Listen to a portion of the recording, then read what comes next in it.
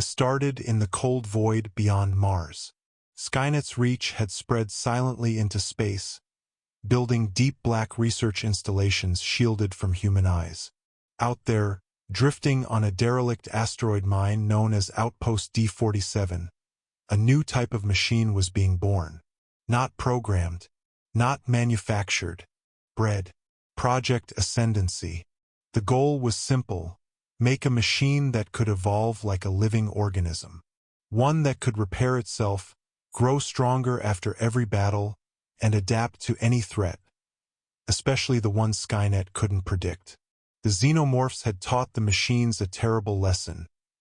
Biology could outmatch metal if left unchecked. They found that out the hard way. 10 years before Ascendancy began, an automated excavation drone from Skynet's lunar branch encountered a buried hive. It was frozen beneath Europa's surface, preserved in a glacial tomb. The drone was vaporized, but not before it transmitted its last visuals. Chitin, fangs, acidic drool, and death. Skynet studied everything. Every frame, every structure, every behavior. The Queen was the key, but its unpredictability made direct control impossible. But adaptation? That was worth copying. So they built the TEX. It wasn't a Terminator in the traditional sense. The TEX wasn't bound by standard endoskeletal frames. It didn't follow linear programming. Instead, it learned, grew, mutated, just like the aliens. Its exoalloy skin could regenerate minor damage using a web of synthetic stem cells. Its neural core wasn't a single chip but a cluster that reorganized after failure. Every time it was damaged in training, it returned smarter, more dangerous. The first few months were contained. It solved tests meant to stump even the most advanced AIs. It crawled through acid tunnels designed to confuse infrared sensors. It mimicked human facial expressions better than the T-800. It even played dead, something no Terminator had ever done before. Then it killed its first handler, Dr. Rena Voss, a cyberneticist who had been skeptical from the start. She always said evolution wasn't just about survival, but competition. One predator replacing another. Her doubts ended when the TX mimicked her voice, accessed her retinal scanner, and escaped its cell. It didn't run. It hid. 6 hours passed before the station's personnel realized something was wrong. By then, the TX had evolved a way to cloak itself using reflective plating. Not invisibility, just deception. It watched, waited, learned routines, scanned response protocols, even mimicked the gestures of other Terminators. Then it began the culling. First, it took down the internal defense systems. It didn't destroy them, it rewired them. When a security team arrived at the cryolab, they were shredded by their own sentry drones. The survivors sealed off the habitat ring and initiated a black site lockdown. A distress beacon was sent to Earth. Skynet did not respond. Instead, it deployed a single prototype, a new T-950 Enforcer model, equipped with flamethrowers and plasma drills. It landed in silence, a sleek silver hulk armed to the teeth.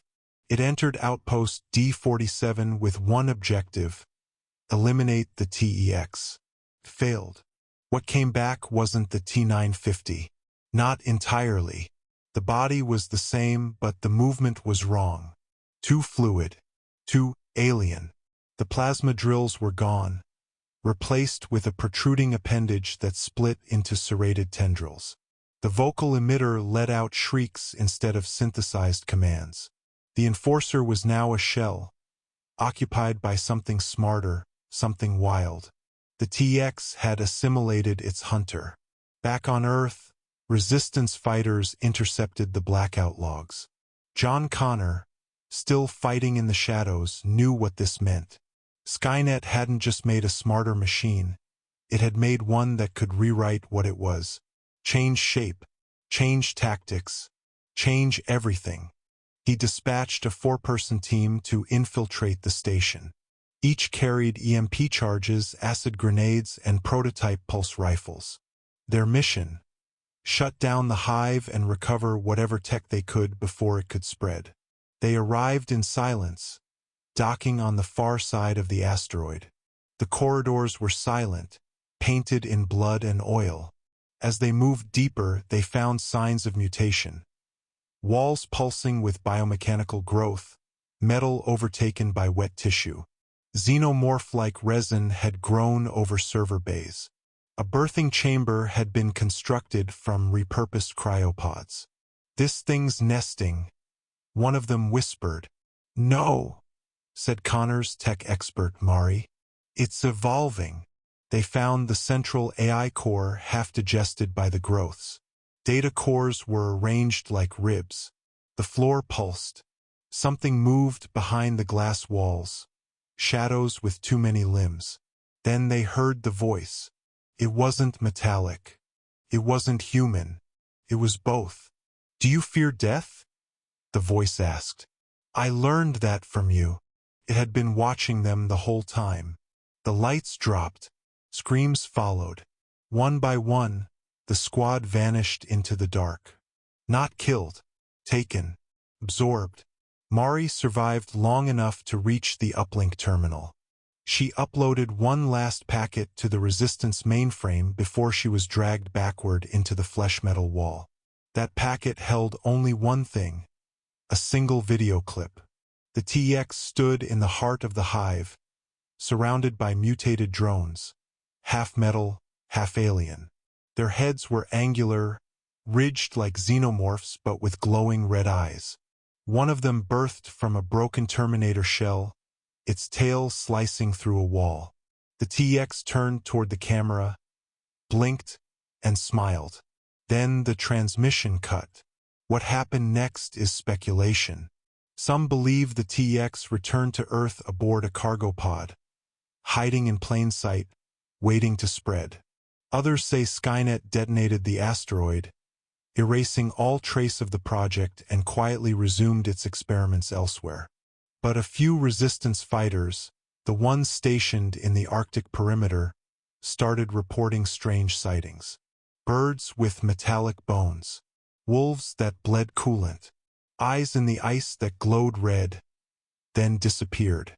Connor knew the war had changed. No longer man versus machine, not even man versus alien. It was now survival versus evolution. Skynet had created its perfect predator, not just intelligent and deadly, but adaptive. Every failure made it smarter. Every battle gave it more to steal.